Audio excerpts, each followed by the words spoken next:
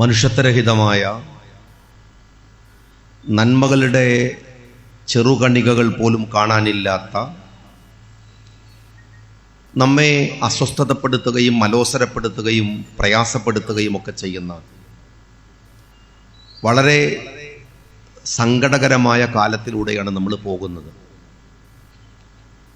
എന്തിനായിരുന്നു ഇങ്ങനെയൊക്കെ സംഭവിക്കുന്നത് എന്ന്, എന്തുകൊണ്ടാണ് ഇങ്ങനെയൊക്കെ ഉണ്ടാവുന്നത് എന്ന് നമ്മൾ തന്നെ നമ്മളോട് വേപ്പതുവോടെ ചോദിക്കുന്ന ഒരു കാലത്താണ് നിർഭാഗ്യവശാൽ നമ്മൾ ജീവിച്ചു കൊണ്ടിരിക്കുന്നത്.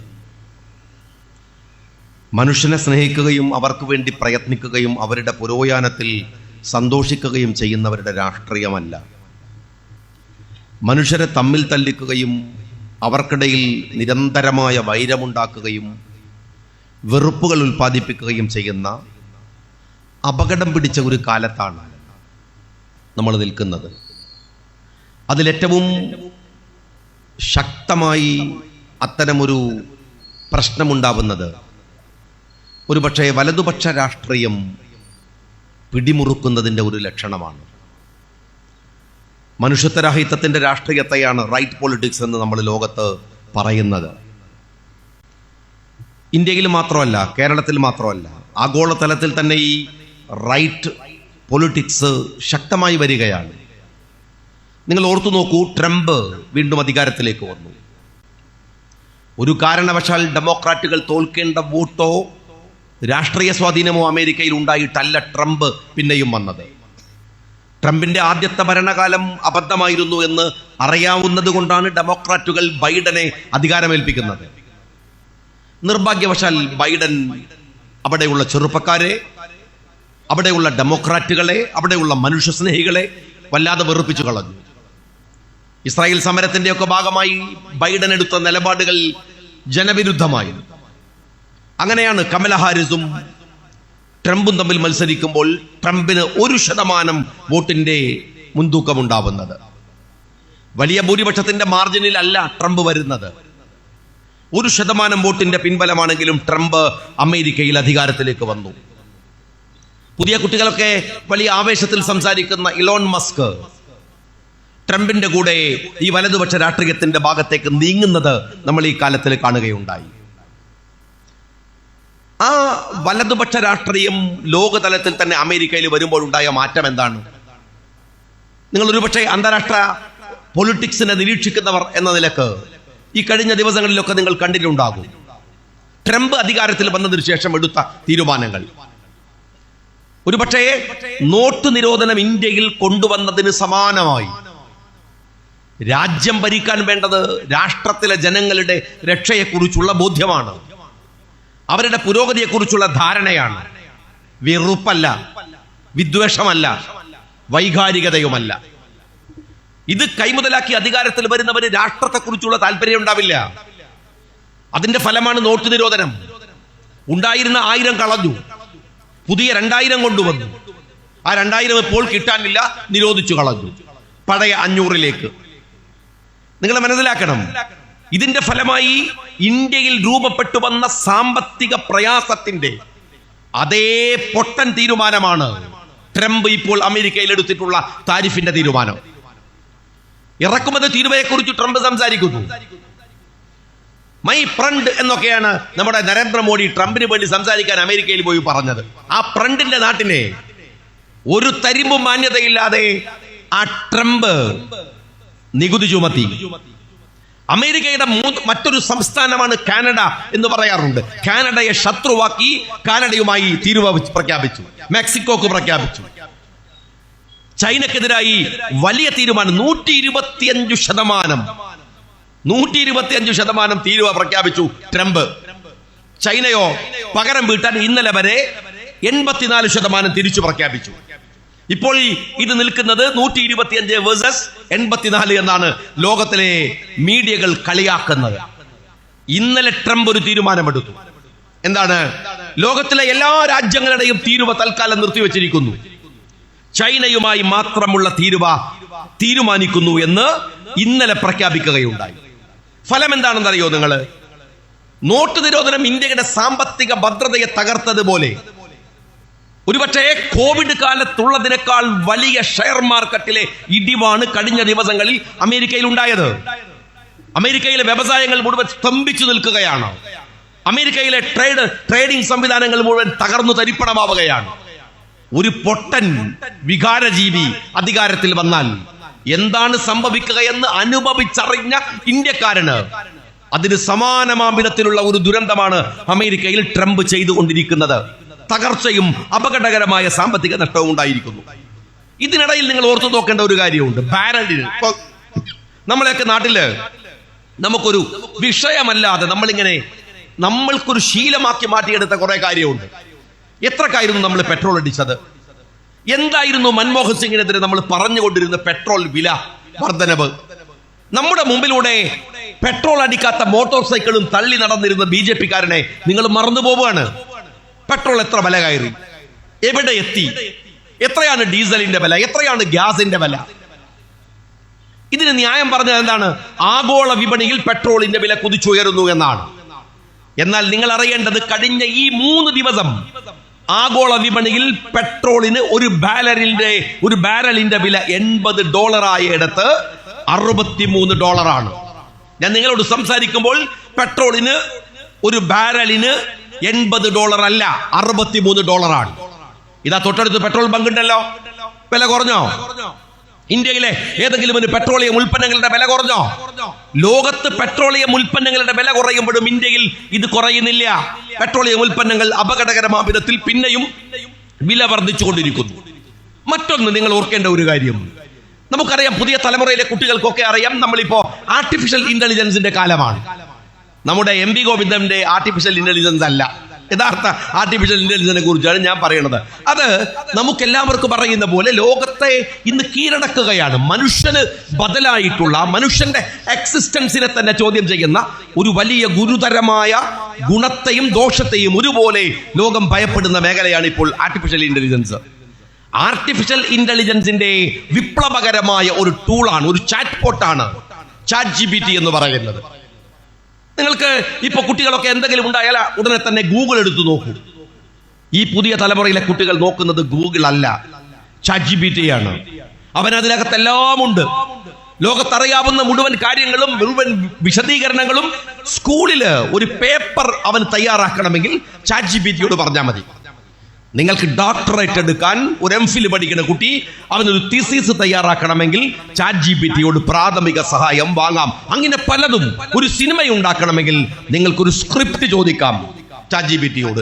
ഇന്ന കാര്യത്തെക്കുറിച്ച് നിങ്ങൾ ഒരു സിനിമ വേണമെന്ന് പറഞ്ഞാൽ മിനിറ്റുകൾക്കുള്ളിൽ നിങ്ങൾക്ക് ഇത്ര പേജിൽ ഒരു തിരക്കഥ അവർ തരും. അത്ഭുതകരമാണ് ChatGPT. 50ഓളം റിസോഴ്സുകളിൽ നിന്ന് വിവരങ്ങൾ ശേഖരിച്ചാണ് ChatGPT ലോകത്തോട് ഇടപെട്ടുകൊണ്ടിരിക്കുന്നത്. കോടിക്കണക്കിന് ഡോളറിന്റെ സാമ്പത്തിക കീഴടക്കലാണ് ലോകത്തിന്റെ മുമ്പിൽ ChatGPT ഉണ്ടാക്കിയത്. OpenAI എന്ന് പറയുന്ന ഇതിന്റെ പൊതു പ്ലാറ്റ്ഫോം ലോകത്ത് അതിഭയാനകമാം വിധത്തിൽ വളർന്നു വന്നു. ആ സമയത്താണ് നിങ്ങൾ ആലോചിക്കണം, ചൈനയെ കുറിച്ച് നമ്മൾ പറയാറുണ്ട്, എന്തിനും ഡ്യൂപ്ലിക്കേറ്റ് അടിച്ചോളും. ചൈന കഴിഞ്ഞ മാസങ്ങളിൽ ChatGPTയുടെ ഒരു ബദലായി ചൈന ഒരു പുതിയ സംവിധാനം കൊണ്ടുവന്നു, ഒരു ചാറ്റ് ബോട്ട് കൊണ്ടുവന്നു. DeepSeek എന്നാണ് പേര്. കുട്ടികൾ മുഴുവൻ DeepSeekന്റെ പിറകിലായി. ഗൂഗിളില്, ആപ്പിളില് ആ കാലയളവിൽ ഏറ്റവും വലിയ ഡൗൺലോഡിംഗ് നടന്നത് ഈ പറയുന്ന ചൈനയുടെ DeepSeekലാണ്. ഭീകരമായ വിധത്തിൽ നടന്നു. ഒരു ദിവസം OpenAIക്ക് $600 ട്രില്യൺ നഷ്ടമായി. ചെറുതല്ല, എണ്ണി തീർക്കാനാവാത്ത വിധം $600 ട്രില്യൺ നഷ്ടമായി. അമേരിക്ക പേടിച്ചു വിറച്ചു, ഭയപ്പെട്ടു. അമേരിക്കയുടെ സാമ്പത്തികമായി മുന്നോട്ട് വന്നിരുന്ന ഒരു വലിയ സംവിധാനത്തെ ചൈന പിടിച്ചുലച്ചു. നിങ്ങൾ ഓർക്കേണ്ടത്, ലോകത്ത് ടെക്നോളജിയിൽ പിറകിൽ നിൽക്കുന്ന ഒരു രാജ്യമല്ല ഇന്ത്യ. ലോകത്തിലെ എല്ലാ IT കമ്പനികളുടെയും CEOമാർ ഇന്ത്യക്കാരാണ്, കേരളക്കാർ പോലുമുണ്ട്. അമേരിക്കയുടെ സിലിക്കൺ വാലിയിൽ വലിയ വലിയ കമ്പനികളുടെ തലപ്പത്ത് നിൽക്കുന്നത് ഇന്ത്യക്കാരായ IT വിദഗ്ധന്മാരാണ്. നമുക്ക് നല്ല റിസോഴ്സ് ഉണ്ട്, നല്ല മിടുക്കന്മാരുണ്ട്. എന്നിട്ടും ചൈന അമേരിക്കയെ വിറപ്പിക്കും വിധം ടെക്നോളജിയിൽ മുന്നോട്ട് പോയപ്പോ ഒന്നും വിരലക്കാൻ പോലും കഴിയാതെ ഈ രാജ്യം നിശ്ചലമായി നിന്നു. നമ്മുടെ വിദ്യാഭ്യാസ മേഖല എവിടെയാണ്? നമ്മളുടെ IT എവിടെയാണ്? നിങ്ങൾ ഓർത്തു നോക്കൂ, ലോകത്തിലെ ഏറ്റവും വലിയ പട്ടിണി രാജ്യങ്ങളുടെ പട്ടികയിലേക്ക് ഇന്ത്യ പോവുകയാണ്. ലോകത്തിൽ ഏറ്റവും കൂടുതൽ ചെറുപ്പക്കാർ തൊഴിലില്ലാതെ നിൽക്കുന്ന രാജ്യങ്ങളുടെ പട്ടികയിലേക്ക് ഇന്ത്യ പോവുകയാണ്. തൊട്ടടുത്ത ബംഗ്ലാദേശ് പോലും GDP യിൽ ഉയർന്നു വരുമ്പോ ഇന്ത്യയുടെ GDP കുത്തനെ താഴോട്ട് പോവുകയാണ്. ലോകത്തിൽ ഏറ്റവും കൂടുതൽ ശൈശവ മരണങ്ങൾ നടക്കുന്ന രാജ്യങ്ങളിൽ ഒന്നായി ഇന്ത്യ പിന്നെയും മാറിക്കൊണ്ടിരിക്കുകയാണ്.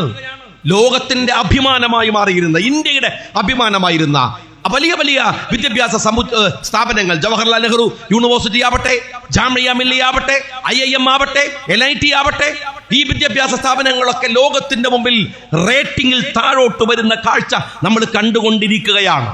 ഇന്ത്യയിലെ മിഡിൽ ക്ലാസ് കമ്മ്യൂണിറ്റി, കേരളക്കാർക്ക് അത് മനസ്സിലാവാത്തത് ഇവിടെ പ്രവാസത്തിന്റെ പണമുള്ളത് കൊണ്ടാണ്. ഇന്ത്യയിലെ മിഡിൽ ക്ലാസ് കമ്മ്യൂണിറ്റി തകർന്നു തരിപ്പണമായി കൊണ്ടിരിക്കുകയാണ്. പാവപ്പെട്ടവൻ പാവപ്പെട്ടവനായും ധനാഢ്യനുമായി തുടരുന്ന അപകടകരമായ അവസ്ഥ ഇന്ത്യയിൽ മുഴുവൻ സംഭവിച്ചു കൊണ്ടിരിക്കുകയാണ്. ഇവിടെയാണ് നേരത്തെ ബഷീർ സാഹിബ് നമ്മളോട് വിശദീകരിച്ച വഖഫ് ബില്ല് ഇന്ത്യയിൽ വരുന്നത്. ഞാനതിന്റെ വഖഫുമായി ബന്ധപ്പെട്ട ഒരു പ്രശ്നത്തെയും ഇവിടെ പറയുന്നില്ല, ബഷീർ സാഹിബ് പറഞ്ഞതാണ്. എന്റെ ചോദ്യം ഇതാണ്: വഖഫ് ബില്ല് ഇന്ത്യയിൽ കൊണ്ടുവരുമ്പോൾ ഞാൻ ഈ പറഞ്ഞ ഏതു പ്രശ്നത്തെയാണ് വഖഫ് ബില്ല് അഡ്രസ് ചെയ്യുന്നത്? ഒന്ന് പറഞ്ഞേ. വഖഫ് ബില്ല് കൊണ്ടുവന്നത് കൊണ്ട് പെട്രോളിയം വില കുറയുമോ? അരിയുടെ വില കുറയുമോ? നിത്യോപയോഗ സാധനങ്ങളുടെ വില കുറയുമോ? ഇന്ത്യയുടെ വിദ്യാഭ്യാസ നിലവാരം ഉയരുമോ? ഇന്ത്യയുടെ ഉറുപ്പികയുടെ വില വർദ്ധിക്കുമോ? ഒന്നുമില്ല. ആർക്കാ ഉപകാരം? ഉപദ്രവ മുസ്ലിങ്ങൾക്കുണ്ട്, ശരി. അതുകൊണ്ട് ആർക്കുപകാരം? ഈ രാജ്യത്തിലെ കോടിക്കണക്കിന് വരുന്ന മനുഷ്യർക്ക് നിങ്ങൾ ഈ കൊണ്ടുവന്ന വഖഫ് ബില്ല് കൊണ്ട് ഉപകാരമുണ്ടോ? ഇല്ല. പിന്നെ ഒരു വാർത്ത എന്താണ്? ഉത്തർപ്രദേശിലെ പള്ളിയിൽ ഈ പരിശുദ്ധമായ റമദാനിന് അവിടെയുള്ളവർ പള്ളിയുടെ പുറത്ത് നിന്ന് നമസ്കരിച്ചാൽ അവന് പോലീസ് കൈകാര്യം ചെയ്യും. ബൂട്ടിട്ട് ചവിട്ടുന്ന ചിത്രം വന്നു. വർഗീയവാദിയുടെ മനസ്സിൽ ഒരു കുളിരുണ്ടാകും. മുസ്ലിങ്ങളെ ആക്രമിക്കുന്നത് കാണുമ്പോൾ അവനൊരു സന്തോഷമുണ്ടാകും. ആർക്ക്? ഈ വർഗീയവാദികൾക്ക്, വംശവെറിയന്മാർക്ക്. അതിനപ്പുറം ഇന്ത്യയുടെ ഏതു പ്രശ്നത്തെയാണ് സമ്പലിൽ പള്ളി പൂട്ടിയാൽ, പള്ളി തകർത്താൽ, ആളെ കൊന്നാൽ ഉണ്ടാകാൻ പോകുന്നത്? ഇതൊന്നുമല്ലല്ലോ ഇന്ത്യ അഭിമുഖീകരിക്കുന്ന പ്രശ്നം. ഡീസലിന്റെ വില കുറയോ? രാജ്യത്തിൽ എന്തെങ്കിലും ഒരു പുരോഗതി ഈ പറയുന്ന നടപടികൾ കൊണ്ടുണ്ടാകുമോ? നിങ്ങൾ മനസ്സിലാക്കേണ്ട മറ്റൊരു കാര്യം ഞാൻ ചോദിക്കട്ടെ. ഇന്ത്യയിലെ 80% വരുന്നത് ഇന്ത്യയിലെ ഹിന്ദു സഹോദരന്മാരല്ലേ? നമ്മുടെ സഹോദരന്മാർ അവരല്ലേ ഈ രാജ്യത്തെ 80%? ഈ രാജ്യത്തിന്റെ പെട്രോളിന്റെ വില കയറിയാൽ ഏറ്റവും കൂടുതൽ പെട്രോൾ അടിക്കേണ്ടി വരുന്നത്, ഈ വില കൊടുത്ത് അടിക്കേണ്ടി വരുന്നത് ആരാണ്? ഈ രാജ്യത്തിലെ 80% വരുന്ന ഹിന്ദുക്കളാണ്. ഈ രാജ്യത്ത് അരിയുടെ വില കയറിയാൽ, വിദ്യാഭ്യാസം തകർന്നു പോയാൽ, ഈ നാട്ടിലെ നിത്യോപയോഗ സാധനങ്ങളുടെ വില കയറിയാൽ, ഗ്യാസിന്റെ വില കയറിയാൽ ആരാണ് ഏറ്റവും കൂടുതൽ കൊടുക്കേണ്ടി വരുന്നത്? ഈ രാജ്യത്തിലെ ഹിന്ദു സഹോദരന്മാരാണ്. കാരണം അവർ 80% ഉണ്ട്. അവരനുഭവിച്ചതിന് ശേഷമേ ബാക്കിയുള്ള മുസ്ലിങ്ങൾ അനുഭവിക്കൂ. അവരനുഭവിച്ചതിന് ശേഷമേ ഇവിടുത്തെ ക്രിസ്ത്യാനി അനുഭവിക്കൂ. അവരനുഭവിച്ചതിന് ശേഷമേ ഇവിടുത്തെ ബുദ്ധനും ജൈനനും പാർസിയും സിഖുകാരനും അനുഭവിക്കൂ. പിന്നെ എങ്ങനെയാണ് ഈ നരേന്ദ്രമോദി ഈ രാജ്യത്തിലെ ഹിന്ദുക്കൾക്ക് വേണ്ടി ഭരിക്കുന്നു എന്ന് പറയുന്നതിന്റെ ന്യായം എന്താണ്? വഖഫ് ബില്ല് കൊണ്ടുവന്നാൽ, NRC കൊണ്ടുവന്നാൽ, 370 എടുത്തു കളഞ്ഞാൽ ഈ രാജ്യത്തിലെ ഏത് ഹിന്ദുവിനാണ് വ്യക്തിപരമായ ഉപയോഗമുള്ളത്? നിങ്ങൾ പറഞ്ഞേ, എന്ത് നേട്ടമാണുള്ളത്? നിങ്ങൾക്ക് വില കുറക്കാൻ കഴിയില്ല, നിങ്ങൾക്ക് വിദ്യാഭ്യാസ പുരോഗതി ഉണ്ടാക്കാൻ കഴിയില്ല, നിങ്ങൾക്ക് ഈ രാജ്യത്തിലെ മനുഷ്യന് വേണ്ടി ഒന്നും ചെയ്യാൻ കഴിയില്ല. എന്നാൽ അവന്റെ മനസ്സിനകത്തുള്ള മതവെറിയെ, വർഗവെറിയെ നിങ്ങൾക്ക് ആശ്വസിപ്പിക്കാൻ കഴിയും. രാജ്യത്തിന്റെ പുരോഗതിയെ. ഇത് വലതുപക്ഷ രാഷ്ട്രീയം ലോകത്ത് സ്വീകരിക്കുന്ന ഒരു അപകടം പിടിച്ച പണിയാണ്. ഒരു കാര്യം നിങ്ങൾ എല്ലാവരും, ഈ രാജ്യത്തിലെ സകല മനുഷ്യരും, ഹിന്ദുവും മുസ്ലിമും ക്രിസ്ത്യാനിയും സകല മനുഷ്യരും ഈ വർഗീയവാദികൾക്ക് മുമ്പിൽ ഓർത്തു വെക്കേണ്ട ഒരു കാര്യമുണ്ട്. എന്തെന്നറിയുമോ? ഇവിടെ ഈ പറയുന്ന നേട്ടങ്ങൾ, ഇവരുണ്ടാക്കി വെക്കുന്ന അപകടങ്ങൾ ഈ രാജ്യത്തിലെ എല്ലാവരെയും ഒരുപോലെ, നല്ലതാണ് ഈ രാജ്യത്ത് സംഭവിക്കുന്നതെങ്കിൽ അതിന്റെ ഏറ്റവും കൂടുതൽ ഗുണഫലം അനുഭവിക്കുന്നത് ഈ നാട്ടിലെ ഹിന്ദു സഹോദരന്മാരാണ്.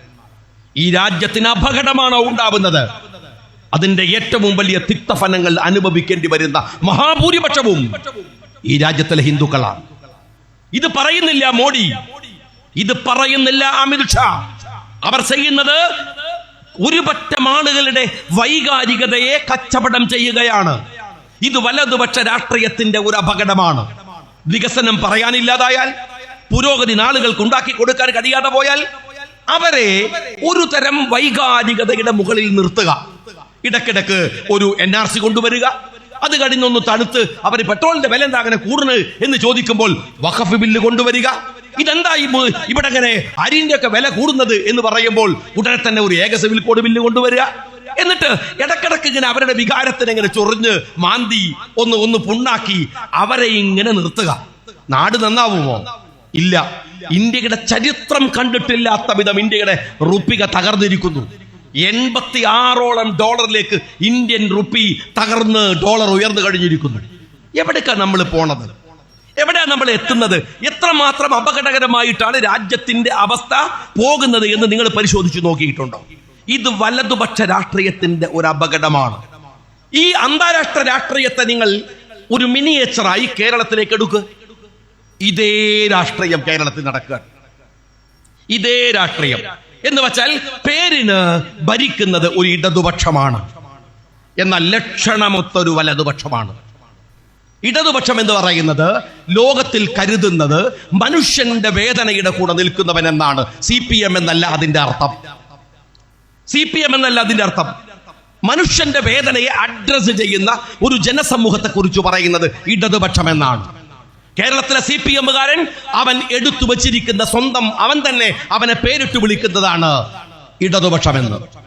എന്നാൽ ലക്ഷണമൊത്ത ഒരു വലതുപക്ഷ രാഷ്ട്രീയമാണ് കേരളത്തിൽ നടന്നുകൊണ്ടിരിക്കുന്നത്. ഞാൻ നിങ്ങളോട് സ്നേഹപൂർവ്വം ചോദിക്കട്ടെ, ഈ സമീപകാലത്ത് കേരളത്തിൽ ഉണ്ടായിട്ടുള്ള ഓരോ വിവാദങ്ങൾ നിങ്ങൾ പരിശോധിച്ചാൽ, ഓരോ വിവാദം എടുത്ത് പരിശോധിക്കുക. ആ വിവാദങ്ങളെ നിങ്ങൾ കൃത്യമായി പരിശോധിച്ചാൽ നിങ്ങൾക്ക് മനസ്സിലാവുന്ന ഒരു കാര്യമുണ്ട്. അടിസ്ഥാനപരമായ കേരളത്തിന്റെ പ്രശ്നങ്ങളല്ല ഇതൊന്നും. കേൾക്കുന്നത്, നമ്മൾ മറുപടി പറയുന്നത്, അവർ ചോദിച്ചുകൊണ്ടിരിക്കുന്നത് അടിസ്ഥാനപരമായ ഒരുപാട് പ്രശ്നങ്ങളുണ്ട്. അതിന്റെ ഏടയിലെത്ത് പോലും എത്തുന്നില്ല. ഇപ്പോ വെള്ളാപ്പള്ളിയുമായി ബന്ധപ്പെട്ട വിവാദം ഉണ്ടായി. ലത്തീഫയോട് പറഞ്ഞു, വെള്ളാപ്പള്ളിയുമായി ബന്ധപ്പെട്ട വിവാദം ഉണ്ടായി. നിങ്ങൾ വെള്ളാപ്പള്ളിയെ കുറിച്ച് സംസാരിക്കുന്നതിന് മുമ്പ്, നിങ്ങൾ PC ജോർജിനെ കുറിച്ച് സംസാരിക്കുന്നതിന് മുമ്പ് ഈ പശ്ചാത്തലം ആരാ ഒരുക്കിയത്? അത് നിങ്ങൾ പറഞ്ഞു തരണ്ടേ? ഇവിടെ മുസ്ലിങ്ങളുടെ മേക്കിട്ട് ആർക്കും കയറാം. മലപ്പുറം എന്ന് പറയുന്നത് ഒരു പ്രത്യേക വ്യതിരിക്തമായിട്ടുള്ള ഒരു ജില്ലയാണ്. അത് ഒരു പ്രത്യേക സ്റ്റേറ്റ് ആണോ, അതല്ല വേറൊരു രാജ്യമാണോ എന്നൊക്കെ വെള്ളാപ്പള്ളിക്ക് മാത്രമുള്ള സംശയമാണോ? ഞാൻ അറിയാത്തതുകൊണ്ട് ചോദിക്കുകയാണ്. ഈ പശ്ചാത്തലം ആരുണ്ടാക്കിയതാണ്? നിങ്ങളൊന്ന് പറഞ്ഞേ. സഖാവ് പിണറായി വിജയൻ ഹരിയാനയിലെ തെരഞ്ഞെടുപ്പ് നടക്കുന്നതിന്റെ ദിവസങ്ങൾക്ക് മുമ്പ് ഡൽഹിയിൽ പോയിട്ട് ഹിന്ദു പത്രത്തിന് ഇംഗ്ലീഷിൽ അഭിമുഖം കൊടുത്ത വാക്കുകൾ നിങ്ങളൊന്ന് ഇപ്പോൾ വായിച്ചേ. ഞാനിത് പറയുന്നത് ഒരു ലീഗാരം പറയണമെന്ന് കരുതിയിട്ട് മുൻപിരിയൊന്നും വേണ്ട. എന്താ പറഞ്ഞത്? ഇന്ത്യയിൽ ഏറ്റവും കൂടുതൽ അപകടം പിടിച്ച ഒരു എയർപോർട്ട് കരിപ്പൂർ എയർപോർട്ടാണ്. അവിടെയാണ് കള്ളക്കടത്ത് മുഴുവൻ നടത്തുന്നതാവട്ടെ മലപ്പുറത്തുകാരാണ്. അവിടെ ഹവാലയുണ്ട്, അവിടെ സ്വർണ്ണക്കടത്തുണ്ട്, അവിടെ എല്ലാ ഏർപ്പാടുകളുമുണ്ട്. തീരുന്നില്ല. കേരളത്തിലെ ഏറ്റവും കൂടുതൽ ക്രൈം രേഖപ്പെടുത്തപ്പെട്ട ജില്ല മലപ്പുറമാണ്. ഇത് പറയുന്നത് രേഖാടിസ്ഥാനത്തിലാണ്. ആര് കൊടുത്ത രേഖ? പിണറായി വിജയൻ എന്ന് പറയുന്ന കേരളത്തിന്റെ വെറിയനായ മുഖ്യമന്ത്രിയുടെ ചെരുപ്പ് നക്കിയ സുജിത്ത് എന്ന് പറയുന്ന ഒരു SP കൊടുത്ത റിപ്പോർട്ട്. ആ റിപ്പോർട്ടാണ്. ഈ റിപ്പോർട്ട് നിങ്ങൾ വളരെ പതുക്കെ പണിപ്പെട്ട് ഇവിടുത്തെ ഹെൽമറ്റ് ധരിക്കാതെ പോകുന്നവരെ പോലും പിടിച്ച് ക്രിമിനൽ ഒഫൻസ് ചാർത്തി നിങ്ങൾ ഉണ്ടാക്കി വെച്ച ക്രൈമാണ്. ഒരു 10 പേർ ഒരു കേസെടുത്താൽ, ഒരു ഒറ്റ കേസിൽ കുറ്റവാളിയായാൽ 10 പേരുടെ പേരിൽ ഡിഫറന്റ് FIR ഇട്ട് നിങ്ങൾ കേസിന്റെ എണ്ണം കൂട്ടി. എന്നിട്ട് ഞാൻ വിശദീകരിക്കണില്ല, ചർച്ച ചെയ്താണ്. ഈ കണക്ക് നിങ്ങൾ കയ്യിൽ വെച്ചിട്ട് ഡൽഹിയിൽ പോയിട്ട് പറയുന്നു ഏറ്റവും കൂടുതൽ സ്വർണ്ണക്കടത്ത് നടക്കുന്നത് കേരളത്തിലെ മലപ്പുറം ജില്ലയിലാണ്. പിണറായി വിജയന്റെ മുഖ്യമന്ത്രിയുടെ ഓഫീസ് വഴി സ്വപ്നയും അയാളുടെ പ്രൈവറ്റ് സെക്രട്ടറിയും ചേർന്ന് നടത്തിയ കൊള്ളക്കടക്ക് അല്ലെങ്കിൽ സ്വർണ്ണക്കടത്ത് അയാൾ അതിനകത്ത് പറഞ്ഞില്ല. BJPയുടെ സുരേന്ദ്രൻ അടക്കമുള്ള BJP നേതാക്കന്മാർ ഇൻവോൾവ് ഉണ്ടെന്ന് പലരും പറഞ്ഞ കൊടകര ഹവാല നിങ്ങൾ അതിനകത്ത് പറഞ്ഞില്ല, ഒന്നും പറഞ്ഞില്ല.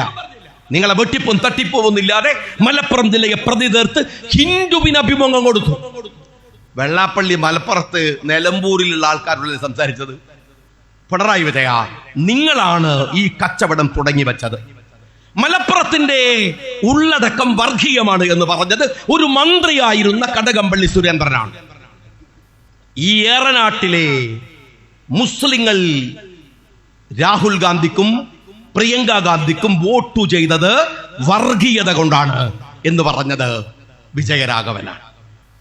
ഞാൻ ചോദിക്കുന്നത്, നിങ്ങൾ വെട്ടിക്കൊടുത്ത AK ബാലനും വിജയരാഘവനും നിങ്ങളുടെ കടകംപള്ളി സുരേന്ദ്രനും പിണറായി വിജയനും വെട്ടിപ്പാകപ്പെടുത്തിയ മണ്ണിലാണ് വെള്ളാപ്പള്ളി സംസാരിച്ചത്. വെള്ളാപ്പള്ളി അതിന്റെ ഒരു ഇരയാണ്. നിങ്ങൾ സാഹചര്യം ഉണ്ടാക്കി കൊടുത്തു. മുസ്ലിങ്ങളെ എന്തും പറയാം, എന്ത് തോന്നിവാസവും പറയാം. മുഖ്യമന്ത്രി പറയുന്നുണ്ടല്ലോ, പിന്നെന്താണ്? ആദ്യം മുഖ്യമന്ത്രിയുടെ പേരിലല്ലേ കേസെടുക്കേണ്ടത്? ഈ തോന്നിവാസം പറഞ്ഞത് അല്ലേ? എടുത്തില്ലല്ലോ. കടകംപള്ളിയുടെ പേരിൽ എടുത്തില്ലല്ലോ. നിങ്ങൾ മലപ്പുറത്ത് കുഴപ്പമുണ്ടാക്കാൻ വർഗീയവാദങ്ങൾ ഉന്നയിച്ച ബാലന്റെ പേരിൽ, വിജയരാഘവന്റെ പേരിൽ കേസെടുത്തോ? എടുത്തില്ലല്ലോ. പിന്നെ PC ജോർജ് പറയൂലേ? പറയും. പിന്നെ വെള്ളാപ്പള്ളി പറയൂലേ? പറയും. നിങ്ങൾ അവസരങ്ങൾ ഉണ്ടാക്കി കൊടുത്തതാണ്, നിങ്ങൾ പറഞ്ഞതാണ്, നിങ്ങൾ പറഞ്ഞതിന്റെ ബാക്കിയാണ് അവര് പറയുന്നത്. ഞാൻ CPM-ന്റെ സുഹൃത്തുക്കളോട് ചോദിക്കട്ടെ, ഈ അവസാനം നിങ്ങളുടെ മധുരയിൽ നടന്ന CPM-ന്റെ പാർട്ടി കോൺഗ്രസിൽ നിങ്ങളുടെ കരട് പ്രമേയം എന്താണെന്നറിയോ? BJP-യുടെ വളർച്ചക്ക് CPM-ന്റെ ചെലവാണ് എന്ന്. KM ഷാജിയുടെ വാക്കല്ല. അവസാനം നിങ്ങളുടെ പാർട്ടിയുടെ കൺക്ലൂഷൻ BJP വളരുന്നത് CPM-ന്റെ ചെലവിലാണ്. ഷാജി പറഞ്ഞതാണോ? അല്ലല്ലോ. നിങ്ങളുടെ മധുരയിലെ പാർട്ടി സമ്മേളനത്തിലെ നിങ്ങളുടെ കരട് പ്രമേയമാണ്. ഇതല്ലേ നിങ്ങൾ പറയുന്നത്? അപ്പൊ പറയാണ് PC ജോർജ് അല്ലേ, അയാൾക്ക് വട്ടാണ്. എന്താണ് ഇപ്പോ വെള്ളാപ്പള്ളിയല്ലേ, അയാൾക്ക് പ്രായം കുറെ ഏറിയിട്ടുണ്ട്. ഈ വട്ടും പ്രായമേറലൊക്കെ മുസ്ലിങ്ങളെ ചീത്ത വിളിച്ചവർക്ക് മാത്രം കിട്ടുന്ന ആനുകൂല്യ. ഞാൻ ചോദിക്കട്ടെ, ഈ വെള്ളാപ്പള്ളി എങ്ങാനും ഈ പറഞ്ഞത് CPM-നെ കുറിച്ചാണെങ്കിൽ അതല്ല വേറെ ഏതെങ്കിലും ഒരു സമുദായത്തെ കുറിച്ചാണെങ്കിൽ ഈ ആനുകൂല്യം നിങ്ങൾ അവർക്ക് കൊടുക്കുവോ? ഒന്ന് പറഞ്ഞേ. ഈ ആനുകൂല്യം കൊടുക്കാൻ നിങ്ങൾ തയ്യാറാകുമോ? ഇനി വെള്ളാപ്പള്ളി ഒരു അന്തംകമ്മിയാണ് എന്നാ നിങ്ങൾ പറയുന്നത്. പ്രായമൊക്കെ ആയി, അയാൾ പറയുന്നതൊന്നും മനസ്സിലാവണില്ല എന്നാ പറയുന്നത്. എങ്കിൽ ഞാൻ ചോദിക്കട്ടെ, ഇന്ന് വെള്ളാപ്പള്ളിയുടെ അഭിനന്ദിക്കുന്ന സദസ്സിൽ പോയി സഖാവ് പിണറായി വിജയൻ നടത്തിയ പ്രസംഗം എന്താണെന്നറിയോ? വെള്ളാപ്പള്ളി ഒരു മഹാനവറുകളാണ്. തീരുന്നില്ല. അദ്ദേഹത്തെ വെള്ള പൂശി ഏഷ്യൻ പെയിന്റ് കൂട്ടിക്കൊണ്ട് കൊടുത്താണ് പെയിന്റ് അടിക്കുന്നത്. അമ്മാതിരി പെയിന്റ് അടിയാണ്. അതിനകത്ത് പറയാണ് ഇയാൾ വലിയ മനുഷ്യനാണ്, ഇയാൾ ഇരിക്കുന്ന എന്താണ് ഇയാൾ കുമാരനാശനേക്കാൾ അതുക്കും മേലെയാണ്. ഇന്നത്തെ പ്രസംഗം വെള്ളാപ്പള്ളി ഒരുപാട് ദീർഘവീക്ഷണമുള്ള തികവുറ്റ ഒരു മനുഷ്യനാണ്. അയാൾ പറഞ്ഞത് ലീഗിനെ കുറിച്ചാണ്. ലീഗിനെ കുറിച്ച് പറഞ്ഞോ? ലീഗിനെ കുറിച്ച് പറഞ്ഞാൽ ഞങ്ങൾ തിരിച്ചു പോകാം. ഞങ്ങൾക്ക് എന്ത് വെള്ളാപ്പള്ളി? പിണറായി വിജയനെ മൈൻഡ് ചെയ്തിട്ടില്ല. ലീഗിനോട് കളിച്ചാൽ അത് പണ്ഡിറ്റ് ജവഹർലാൽ നെഹ്റു ഞങ്ങളോട് വർത്താനം പറഞ്ഞിട്ട് അതിന്റെ മുഖത്ത് നോക്കി രാഷ്ട്രീയം പറഞ്ഞ CH മുഹമ്മദ് കോയ സാഹിബിന്റെ അനുയായികൾ നിൽക്കുന്ന പാർട്ടിയാണിത്. ഇങ്ങോട്ട് പറഞ്ഞ 10 അങ്ങോട്ട് പറയും. നിങ്ങളൊന്ന് ചെലവിലല്ല ജീവിക്കണത്. അതല്ലെങ്കിൽ അടുത്ത കൊല്ലം കിട്ടുന്ന വോട്ട് നോക്കിയിട്ട് ഇവിടെ ചൊറിഞ്ഞു കുത്തിരിക്കുന്ന പണിയൊന്നും ഞങ്ങൾക്ക് ആർക്കൊന്നുമില്ല. അതുകൊണ്ട് പറയാനുള്ളത് പറയും, അത് വേറെ കാര്യമാണ്. അതുകൊണ്ട് ലീഗിനെ പറഞ്ഞോട്ടെ. ലീഗിനാണോ വെള്ളാപ്പള്ളി പറഞ്ഞത് മലപ്പുറം ഒരു സംസ്ഥാനമാണ് എന്ന് പറയുന്നത്? ഇപ്പോഴും LDF-ന്റെ സ്ഥാനാർത്ഥി ജയിച്ചു വന്ന സ്ഥലല്ലേ നിലമ്പൂര്? ഇവിടെ മുസ്ലിങ്ങൾ മാത്രമേ ഉള്ളൂ. ഈ പറയുന്ന വർഗീയ രാഘവനായ വിജയരാഘവൻ താമസിക്കുന്നത് ഈ മലപ്പുറത്തല്ലേ? നിന്റെ CPM-ന്റെ സ്വരാജ് താമസിക്കുന്നത് ഈ നിലമ്പൂരിലല്ലേ? ഇത് ലീഗിന്റെ പ്രശ്നം.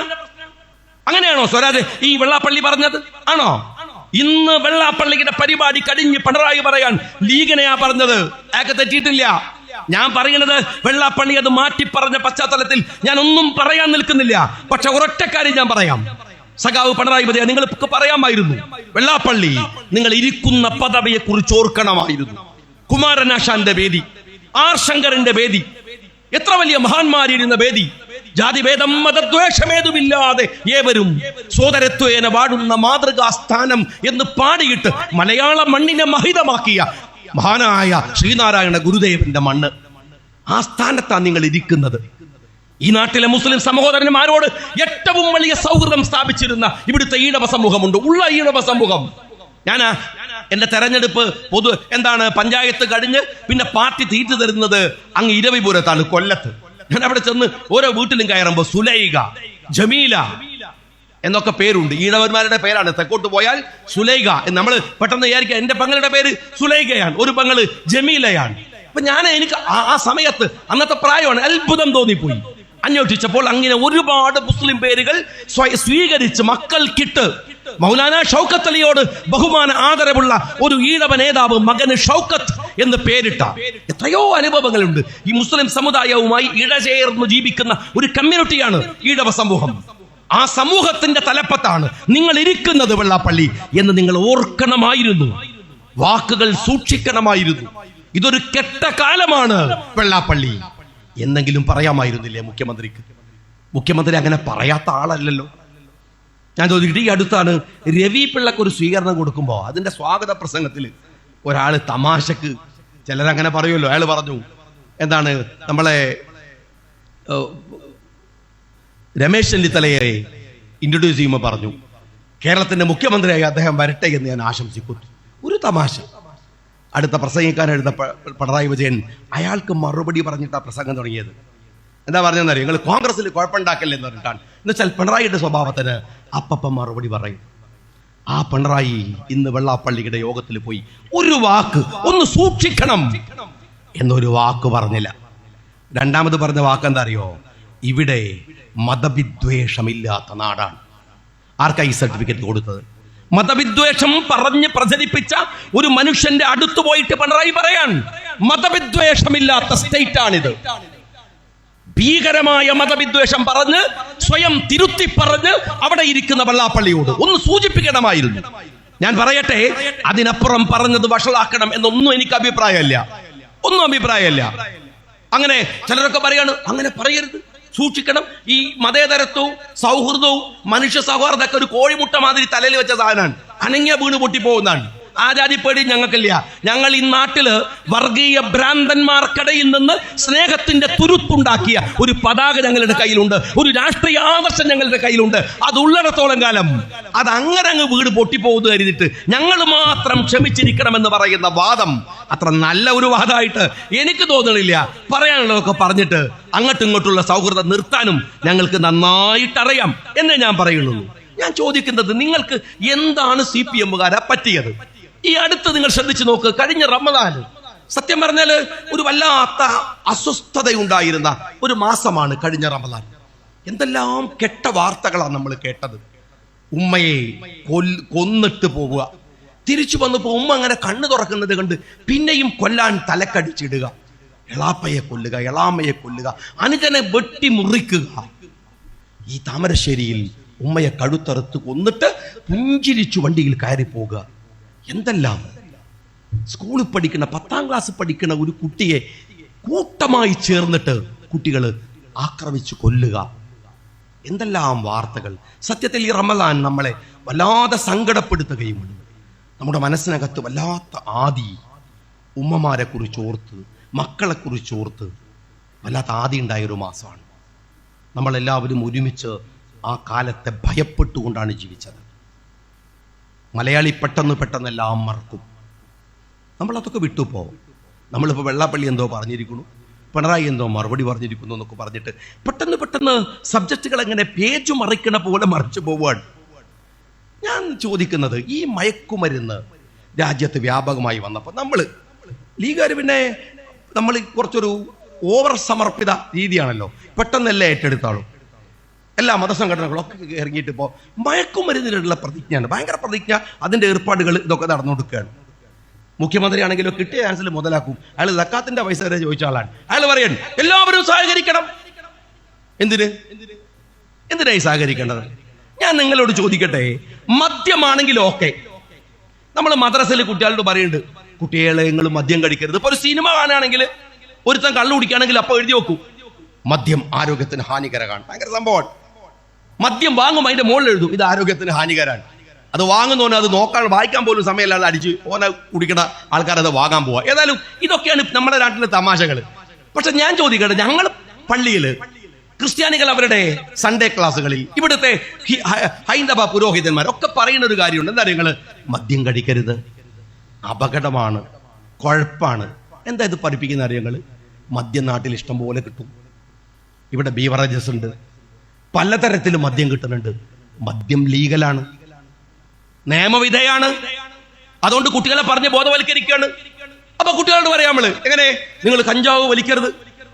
എടോ, കഞ്ചാവ് വലിക്കലും കഞ്ചാവ് വിൽക്കലും MDM വാങ്ങലും MDM വിൽക്കലും ഒരു ക്രിമിനൽ ഒഫൻസ് ആണ്. മദ്യം അങ്ങനെയല്ല. മദ്യം കയ്യിൽ വെച്ചോനെ കുടിക്കാൻ വേണ്ടി കയ്യിൽ വെച്ചോനെ പിടിക്കാൻ പറ്റൂല. ബില്ലുണ്ടെങ്കിൽ ഓന് കേടിയും കൊണ്ടാകാം. അതുകൊണ്ടാ ഓനെ ഉപദേശിക്കുന്നത്. മയക്കുമരുന്ന് ഉപദേശിച്ചു മാറ്റേണ്ടതല്ല, നിയമം കൊണ്ട് മാറ്റേണ്ടതാണ്. അറിയോങ്ങള് ആരാ മയക്കുമരുന്നിന്റെ പോരാട്ടം നടത്തേണ്ടത്? മദ്യം പോലെയല്ല. മദ്യം കയ്യിൽ വെച്ചാൽ പോലീസ് പിടിക്കൂല, മയക്കുമരുന്ന് വെച്ചാൽ പിടിക്കൂലേ? മയക്കുമരുന്ന് ആരാ തടുക്കേണ്ടത്? മയക്കുമരുന്ന് ഇവിടെ വിൽക്കാൻ പാടില്ല എന്ന് തീരുമാനിക്കേണ്ടത് ആരാണ്? പ്രതിജ്ഞ ചെയ്താൽ, പ്രഭാഷണം നടത്തിയാൽ ഈ മയക്കുമരുന്നിന്റെ ഏർപ്പാട് നിൽക്കില്ല. അതുകൊണ്ടാണത് രാജ്യം നിരോധിച്ചത്. നിയമം വേണം. ഇനി ഒന്ന് ഞാൻ ചോദിക്കട്ടെ, എന്റെ വീട്ടിൽ എന്റെ മകനെ സ്വാധീനിക്കാൻ 1 കിലോ കഞ്ചാവുമായി ഒരുത്തം വന്നു എന്ന് കരുതുക. എനിക്ക് അവനെ പിടിക്കാൻ പറ്റുമോ? ഇതാ ഇവിടെ ഈ അങ്ങാടിയിൽ ഒരുത്തൻ MDMയുമായി നിൽക്കുന്നു എന്ന് എനിക്കും നിങ്ങൾക്കും അറിയാം. നമ്മൾ പോയി പിടിച്ചാലോ? പോലീസ് വന്നിട്ട് എന്താ ചോദിക്കുക? നീ ആരോടാ പിടിക്കാൻ? നീ എന്ത് സദാചാര പോലീസോ? അല്ലേ? പോലീസിനെ പിടിക്കാൻ പറ്റൂ. മയക്കുമരുന്ന് കയ്യിൽ വെച്ചാൽ, MDM കയ്യിൽ വെച്ചാൽ, കഞ്ചാബ് കയ്യിൽ വെച്ചാൽ പോലീസ് എന്താ ചെയ്യുന്നത്? എനിക്ക് ഈ അടുത്തുണ്ടായ ഒരു അനുഭവം ഉണ്ട്. നാദാപുരം ഭാഗത്ത് നിന്ന് ഒരു MDM പിടിച്ചു. വലിയ ക്വാണ്ടിറ്റിയാണ്. ജയിലിൽ നിന്ന് പുറത്തിറങ്ങൂല നിയമം അനുസരിച്ച്. പക്ഷേ പിടിച്ചിടത്ത് നിന്ന് വലിയ ക്വാണ്ടിറ്റി സ്റ്റേഷനിൽ എത്തുമ്പോൾ സ്റ്റേഷൻ ജാമ്യത്തിന്റെ ക്വാണ്ടിറ്റി മുടക്കെത്രയാ? 15 ലക്ഷം രൂപ പോലീസിന്. തീർന്നു. എക്സൈസിന് പൈസ കൊടുത്താൽ, പോലീസിന് പൈസ കൊടുത്താൽ ഈ രാജ്യത്തിലെ ഭരിക്കുന്ന ആഭ്യന്തരമന്ത്രിയുടെ കൂടെ നിൽക്കുന്നവർ മുഴുവൻ കൈക്കൂലി വാങ്ങിയിട്ട് ഈ രാജ്യത്ത് മുഴുവൻ മയക്കുമരുന്ന് പ്രചരിപ്പിക്കുകയാണ്. അപ്പൊ നമ്മൾ കയറിയിട്ട് നമ്മൾ ഭയങ്കര ഏറ്റെടുക്കലാണല്ലോ മയക്കുമരുന്നിന്റെ പ്രതിജ്ഞ. അവിടെ പോലീസിന്റെ പണിയാണ്. അവരത് ചെയ്യേണ്ടത്, നമ്മളല്ല. പോലീസ് പിടിക്കാൻ അവർക്ക് കഴിയാതെ പോകുമ്പോ, നിയമം ദുർബലമാകുമ്പോ, അവർക്ക് അതിനുള്ള ഏർപ്പാടുകൾ ചെയ്യാൻ കഴിയാതെ വരുമ്പോ നമ്മൾ ഉടനെ മുഖ്യമന്ത്രി നാട്ടുകാരെ തലയിടുക. ഇതിൽ ഏറ്റവും വലിയ പരാജയം ആരാണ്? മുഖ്യമന്ത്രിയല്ലേ? കോളേജ് ഹോസ്റ്റലിൽ നിന്ന് മയക്കുമരുന്ന് പാക്ക് ചെയ്യുന്നവരെ പിടിച്ചു. മലയാള മനോരമ അടക്കമുള്ള പത്രങ്ങളുടെ ഫ്രണ്ട് പേജ്. എന്തായി അത്?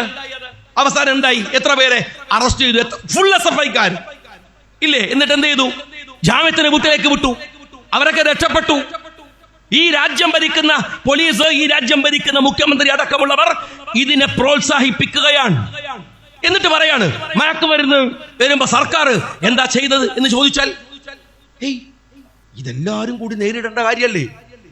എന്തെല്ലാരും കൂടി നേരിടേണ്ട കാര്യം? നമുക്ക് നേരിടാൻ പറ്റുമോ? രാജ്യത്തെ നിയമമല്ലേ നേരിടേണ്ടത്? പോലീസല്ലേ നേരിടേണ്ടത്? അപ്പൊ ഒരു വലിയ ഒരു സൗഹൃദമാണ്. ഇപ്പൊ പ്രളയം വന്നപ്പോ പറയാണ് നമ്മൾ എന്തൊരു മോശമായിട്ടാണ് ആ പ്രളയത്തിന്റെ ഡിസാസ്റ്റർ മാനേജ്മെന്റ് ഉണ്ടായിരുന്നത്. വിമർശിക്കാൻ വന്നപ്പോ ഇതൊരു വല്ലാത്ത സമയല്ലേ, നമ്മൾ എല്ലാവരും കെട്ടിപ്പിടിച്ച് നിൽക്കണ്ടേ? നമ്മളാണ് അനങ്ങിയ കെട്ടിപ്പിടിക്കാൻ പോണവരാണ്. അപ്പൊ എല്ലാവരും ഒരുമിച്ച് അതിനിടെ കൂടെ അടിക്കാവുന്ന പൈസ മുഴുവൻ അടിച്ചു മാറ്റി. രാജ്യത്ത് ജനങ്ങൾ കൊടുത്ത പൈസ മുഴുവൻ അവർക്ക് വേണ്ടി ചെലവാക്കില്ല. ഞാനത് ആ സമയത്തൊക്കെ നിയമസഭയിലുണ്ട്. ഒരു കാര്യം ചെയ്യണില്ല. അത് കഴിഞ്ഞ് കോവിഡ് വന്നപ്പോ എന്തൊരു ആരും മിണ്ടണില്ല. എന്താണ്? കോവിഡാണ്. എന്നാൽ വൈകുന്നേരം ഒരു 7 മണിയാവുമ്പോൾ മുഖ്യമന്ത്രി മുണ്ടുങ്കുപ്പായൊക്കെ മാറ്റി കുളിച്ചു മാറ്റി ഒരു മാസ്ക് ഒക്കെ ഇട്ട് 2 മന്ത്രിമാരെയും കൂട്ടിയിട്ട് വരും. വന്നിട്ട് എന്താ ചോദ്യം? നമ്മളെ പെണ്ണുങ്ങളൊക്കെ ഉണ്ടല്ലോ, സീരിയലൊക്കെ മാറ്റി വെച്ചിട്ട് മുഖ്യമന്ത്രി വരുന്നു, കാത്തുക്കലാണ്. ഇയാൾ വന്നിട്ട് പൂച്ചക്ക് വെള്ളം കൊടുത്തിന, നായിനെ കെട്ടീന, പശുവിനെ നോക്കിനോ? അപ്പോൾ പെണ്ണുങ്ങൾ പറയാൻ എൻ്റെ മാപ്പിള വരെ ഇതുവരെ ഇതൊന്നും ശ്രദ്ധിച്ചിട്ടില്ല. ഓൽക്കൊക്കെ ഭയങ്കര ഇമ്പ്രത്ത്, ഭയങ്കര ആവേശം. മുഖ്യമന്ത്രി ഇങ്ങനെ ഒലിപ്പിച്ച് എല്ലാവരും അവരെ കാതിലെ ചിറ്റയക്കൽ തുടങ്ങി, കുട്ടികൾ കുടുക്ക പൊട്ടിക്കൽ തുടങ്ങി, മാഷന്മാർ അതിലെ പൈസ കൊടുക്കൽ തുടങ്ങി. ഇതിങ്ങനെ ഇയാൾ വാരി കൂട്ടുകയാണ്. അതിനടക്കാൻ റമദാൻ വന്ന് എനിക്കിതിങ്ങനെ സഹിക്കാൻ പറ്റണില്ല. പറയാൻ നോക്കുമ്പോൾ എല്ലാവരും കൂടെ ഉണ്ടല്ലാന്ന് ഇപ്പോഴാ പറയല്. അപ്പോഴാണ് റമദാൻ ആയപ്പോൾ ഇയാൾ പറയാണ് ഈ പ്രാവശ്യത്തെ സക്കാത്തും ഇങ്ങോട്ട് പോരട്ടെ എന്ന്. എല്ലാം എനിക്ക് സഹിക്കായിരുന്നു. ഞാൻ പഠിച്ചതെല്ലാം കൂടി വെച്ച് നോക്കുമ്പോൾ ഒരു നിലക്ക് പറ്റില്ല. ഞാൻ അങ്ങോട്ട് പറഞ്ഞു. ഞാൻ ചോദിച്ചു, നിങ്ങളെ കൃപേഷിൻ്റെ ശരത്ലാലിനെയും കൊന്നോനെ കേസ് നടത്താനാ, ഷുക്കൂറിൻ്റെ കൊന്നോനെ കേസ് നടത്താനാ, ചന്ദ്രശേഖരനെ കൊന്നോൻ്റെ കേസ് നടത്താനാ? ഇത് ഞാൻ ചോദിക്കണത് എല്ലാവരും. അല്ലെങ്കിലോ നമ്മളെ നാട്ടിൽ സക്കാത്തിനെ പറ്റി എന്തെങ്കിലും ഒരു വർത്താനം പറഞ്ഞാൽ ഈ ഗ്രൗണ്ടിന് ഒഴിവുണ്ടാവുമോ? പരമ്പരയായിട്ടുള്ള പ്രസംഗിക്കും, എല്ലാവരും ഇറങ്ങും.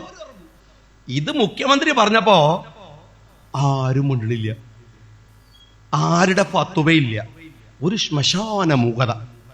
നമുക്കത് പറ്റൂലല്ലോ. പറയണ്ട. ഞാൻ ചോദിച്ചു, ഏത് സക്കാത്ത്? അത് നിങ്ങൾക്ക് ഇജാതി കള്ളന്റെ കയ്യില സക്കാത്ത് കൊടുക്കല്. അന്ന് അതിനുശേഷം പിന്നെ എനിക്ക് ഓർമ്മല്ല, ജഗതി പറഞ്ഞ മാതിരി ഒരു ഒടി പടലായിരുന്നു. പിന്നെ കേസ് കൊണ്ടാൻ വേണ്ടി ബഹളം, പിന്നെ നിൽക്കാൻ പറ്റിയിട്ടില്ല. പക്ഷെ ഞാൻ ചോദിക്കട്ടെ, അന്ന് നിങ്ങൾ മിണ്ടരുത് എന്ന് പറഞ്ഞ കോവിഡ് കാലത്ത് വാങ്ങിക്കൂട്ടിയ പൈസ എന്ന് മനുഷ്യന് ഓക്സിജൻ കൊടുക്കാൻ വെച്ച പൈസ വരെ നിങ്ങൾ അടിച്ചു മാറ്റി കളഞ്ഞു. PP കിറ്റ് അടിച്ചു മാറ്റി, എന്തിന് മാസ്ക് വരെ അടിച്ചു മാറ്റി. കള്ളപ്പണം ഉണ്ടാക്കിയത് ഈ മുഖ്യമന്ത്രിയാണ്. മിണ്ടാൻ പറ്റൂല. വയനാട്ടിലൊരു മഹാദുരന്തം നിങ്ങൾ ഓർത്തു നോക്ക്. എന്തു സങ്കടകരമായ. മിനിഞ്ഞാന്ന് മുസ്ലിം ലീഗ് എന്താണോ ഞങ്ങൾക്ക് ചെയ്യാനാകാവുന്നതിന്റെ അങ്ങേ അറ്റത്ത് നിന്ന് ഒരു ഗവൺമെന്റ് നാണിക്കും വിധം കോടികൾ ഞങ്ങളുടെ കയ്യിലുണ്ട്. പക്ഷെ ക്രിയാത്മകമായി പാർട്ടി അത് വിശദീകരിച്ചു. അഭിവന്ദ്യനായ തങ്ങൾ അത് കൃത്യമായി അവിടെ പറയുകയും ചെയ്തു. ഞങ്ങൾ അതിന്റെ സ്റ്റെപ്പ് ആരംഭിച്ചു. നിങ്ങളോ ആ പ്രശ്നം. ഞാൻ നിങ്ങളൊരു കാര്യം ചോദിക്കട്ടെ. ഇവിടെ പഞ്ചായത്ത് ഭരിക്കുന്ന പഞ്ചായത്തിന് മുൻ പ്രസിഡന്റുമാരുടെ തരണ്ട്, ഇപ്പം ഭരിക്കുന്ന ആളുകളുണ്ട്, മെമ്പർമാരുണ്ട്. നിങ്ങൾ പഞ്ചായത്ത് നിന്ന് വീട് കൊടുക്കും, ലൈഫ് പദ്ധതി എന്നാണ്. ആ വീടിന് എത്ര പൈസ തരാം ഞങ്ങൾ? ഒരു സ്ക്വയർ ഫീറ്റിന് 1000 രൂപ. ആരെ വീടുണ്ടാക്കാൻ? എന്റെ വീടുണ്ടാക്കാൻ. ഞാൻ ചോദിക്കട്ടെ നിങ്ങളോട്, നമ്മളെ വീട് ഏറ്റവും നന്നായിട്ട് ഉണ്ടാക്കുക ആരാ? നമ്മളല്ലേ ഏറ്റവും നന്നായിട്ട് ഉണ്ടാക്കുക. നല്ല ഉറപ്പില്, ഒരു കള്ളത്തടൊന്നും കാണിക്കാട്ടെ, നല്ല മരം വാങ്ങി, നല്ല കല്ല് വാങ്ങി, നല്ല സിമെന്റ് വാങ്ങി, അല്ലേ? നമ്മളല്ലേ ഏറ്റവും നന്നായിട്ട് വീടുണ്ടാക്കുക. ആ നമ്മളെ വീടുണ്ടാക്കാൻ സ്ക്വയർ ഫീറ്റിന് 1000.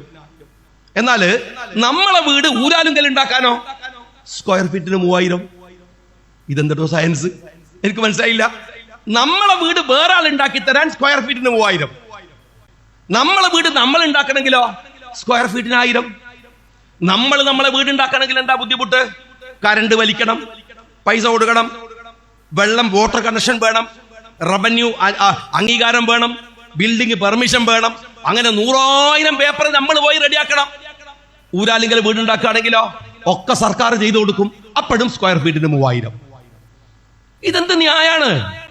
ഊരാലിങ്കൽ ആരാണ്? അപ്പൊ പറയും കോർപ്പറേറ്റ് തേങ്ങയാണ്. കോർപ്പറേറ്റ് എന്താണ്? ഒരു കോർപ്പറേഷൻ അല്ലെങ്കിൽ ഒരു സൊസൈറ്റി എന്ന് പറഞ്ഞാൽ ഇതൊരു കോർപ്പറേറ്റ് ആണ്. പിണറായി വിജയൻ അടക്കമുള്ള രാജ്യത്തിലെ വമ്പൻ മുതലാളിമാരുടെ കയ്യിൽ കിടക്കുന്ന, അതുപോലെ തന്നെ നിരവധി ബിനാമികളുടെ പണമുള്ള ഒരു കോർപ്പറേറ്റ് കമ്പനിയാണ്. ആ കമ്പനി കേരളത്തിൽ എന്താ ചെയ്തത്? ഇവിടുത്തെ ഏറ്റവും വലിയ, നമ്മുടെ നാട്ടിൻ പുറത്തൊക്കെ ഞാൻ പഞ്ചായത്ത് മെമ്പറും പഞ്ചായത്ത് പ്രസിഡന്റൊക്കെ ആയ ആളാണ്. എനിക്കറിയാം നമ്മുടെ നാട്ടിൽ കുറെ ആളുകളുണ്ട്, യൂത്ത് ലീഗുകാർ, യൂത്ത് കോൺഗ്രസ്സുകാർ, DYFIക്കാർ എന്നൊക്കെ പറഞ്ഞ് കുറെ സാധുക്കൾ പാർട്ടി പ്രവർത്തനം ഉത്തരവാദിത്വം കൈ നടക്കും. എന്താന്ന് വെച്ചാൽ വീട്ടിൽ നിന്ന് ഇങ്ങനെ ഇറങ്ങി അടക്കലാണ്. നമ്മൾ ഇത് കാണുമ്പോൾ നമുക്കൊരു സങ്കടമാണ്. അപ്പൊ പഞ്ചായത്തിലൊക്കെ ഉണ്ടെങ്കിൽ നമ്മൾ വിളിക്കും. അങ്ങനെ ആ 4-ാം വാർഡിൽ ഒരു റോഡ്, ഒരു ചെറിയൊരു റോഡുണ്ട്, ഒരു 2 മീറ്റർ 3 മീറ്റർ വരുന്ന റോഡ്. ഒരു അന്നത്തെ സമയമാണെങ്കിൽ അല്ലെങ്കിൽ ഒരു 20 ലക്ഷം രൂപ നീ എടുത്തോ. ആ സാധു എല്ലാം കൂടി കല്ലും മണ്ണും എല്ലാം കൂടി സംഘടിപ്പിച്ച് റോഡ് ഉണ്ടാക്കിയാൽ അവനൊരു 50,000 1 ലക്ഷം രൂപ ബാലൻസ് ഉണ്ടാവും. ഇങ്ങനെ ജീവിക്കുന്ന കുറേ കുട്ടി കോൺട്രാക്ടർമാർ നമ്മുടെ നാട്ടിലുണ്ടായിരുന്നു. അവരുണ്ടപ്പോൾ നമ്മുടെ നാട്ടിലെ കോൺട്രാക്ടർമാർ എത്ര, മലപ്പുറം ജില്ലയിലൊക്കെ എത്ര കോൺട്രാക്ടർമാരുണ്ടായിരുന്നു, പറത്തുന്ന കോൺട്രാക്ടർമാർ. ഇപ്പൊ എന്താ ഈച്ചനാട്ടി കുത്തിർക്കാണ്? എല്ലാം ഊരാലുങ്കലാണ്. ഈ പറയുന്ന പഞ്ചായത്തിലെ മുട്ടൻ ഇടപെടി മുതൽ നാട്ടിലെ പാലവും റോഡും വരെ ഊരാലുങ്കലാണ്. അവരുടെ കയ്യിലാണ് ഈ ഊരാലുങ്കലോ. ഏതെങ്കിലും ഒരാൾ ഒരു തരത്തിലുള്ള ഉപകാരം. ഞാൻ ചോദിക്കട്ടെ, ഈ വയനാടിൽ ഈ വലിയ ദുരന്തമുണ്ടായിട്ട് 10 റുപ്യ മുഖ്യമന്ത്രിയുടെ ഫണ്ടിലേക്ക് പോലും കൊടുക്കാത്തവന്റെ കയ്യിലാണ് ഈ പദ്ധതി. 700 ചില്ലാനം കോടിയുടെ പദ്ധതി ഇവർ കൊടുക്കുന്നത് വെട്ടിപ്പാണ്. അപ്പൊ ദുരന്തത്തിന്റെ കാര്യത്തിൽ പറയേണ്ടതെന്ന് പറഞ്ഞിട്ട് കാര്യമില്ല, പറയേണ്ടത് പറഞ്ഞു തന്നെ തീർക്കണം. ഇനി ഒരു കാര്യം കൂടെ ചോദിക്കട്ടെ, വയനാട്ടിലെ ജനങ്ങളോട് നിങ്ങൾക്ക് ആത്മാർത്ഥതയുണ്ടെങ്കിൽ, ഇപ്പൊ ഇന്നലെ ഒരു വിവാദം ഉണ്ടായി. എന്താ അത്? കേന്ദ്രം പറഞ്ഞത് ഞങ്ങൾക്ക് ഈ കടമൊന്നും എഴുതി തള്ളാനാവില്ല. നിങ്ങൾ കടന്ന് പറഞ്ഞാൽ ഭയങ്കര കടമെന്ന് വിചാരിക്കല്ല. ആ പ്രദേശത്ത് മുഴുവൻ 10,000-ഓളം കുടുംബങ്ങൾക്കിടയിലുള്ള കടം 37 കോടി രൂപ മാത്രമേ ഉള്ളൂ. ആ കടം എഴുതി തള്ളണം. മരിച്ചുപോയി അവർക്ക് ഭൂമിയില്ല, കിടപ്പാടില്ല, കൃഷിയിടമില്ല, എന്ത് വെച്ചവരടക്കും? ആ പാവങ്ങളല്ലേ ആ മനുഷ്യര്. അത് എഴുതി തള്ളണം എന്ന് പറഞ്ഞപ്പോ കേന്ദ്രം പറഞ്ഞു ഞങ്ങൾക്ക് ബാങ്കിനോട് പ്രഷറൈസ് ചെയ്തുകൂടാ.